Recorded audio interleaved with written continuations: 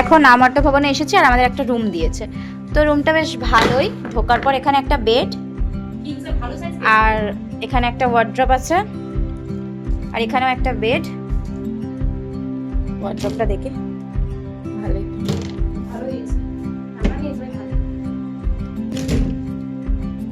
বাথরুমটাও বেশ বড় দেখলাম, ভালোই,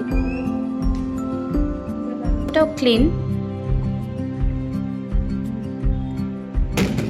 এখানে মনে হয় ব্যালকনি আছে, খুলে দেখিনি। ওয়াও, হ্যাঁ এটা ব্যালকনি, বেশ ভালো লাগছে।